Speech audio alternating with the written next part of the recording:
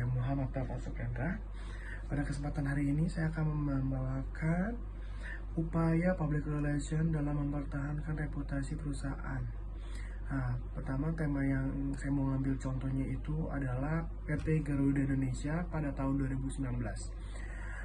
Nah, kita masuk ke ini dulu kali ya, upaya public relation dalam mempertahankan reputasi. Nah, public relation itu sangat penting untuk menghadapi situasi krisis ataupun tentang yang dapat mengancam citra perusahaan seperti isu-isu yang tidak benar atau yang gimananya.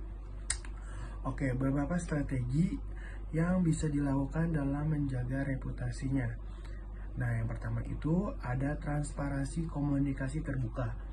Pertama, PR harus menjalani komunikasi yang terbuka dan jujur dan stakeholder perusahaan termasuk karyawan, pelanggan, investor, dan media. Dan yang kedua, ada tanggap terhadap isu.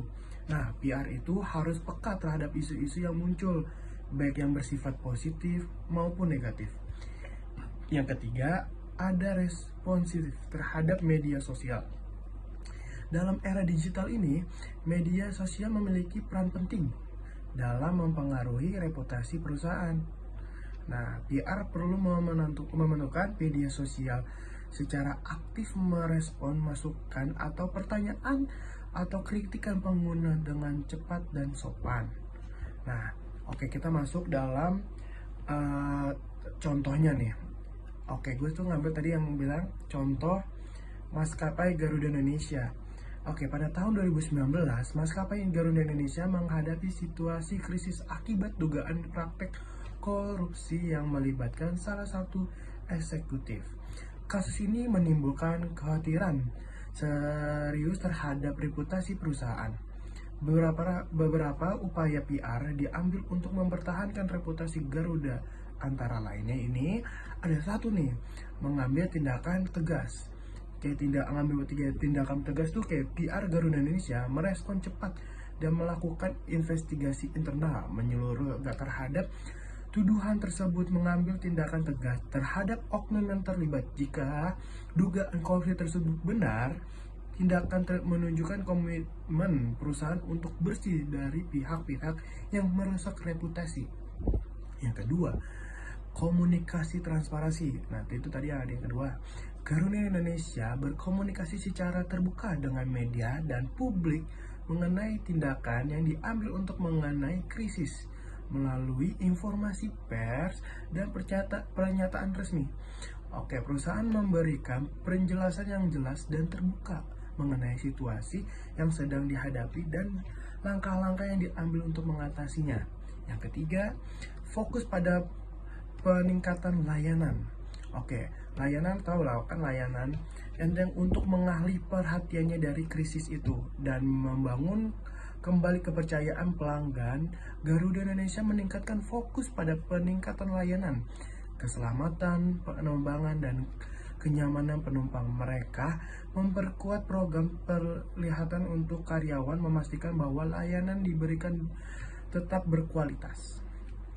Oke, dan mungkin kesimpulan dalam kasus ini, upaya PR terorganisir membuat Garuda Indonesia menghadapi tentang krisis dan memperbaiki reputasi perusahaan di mata publik dan mengaku kepentingan lainnya.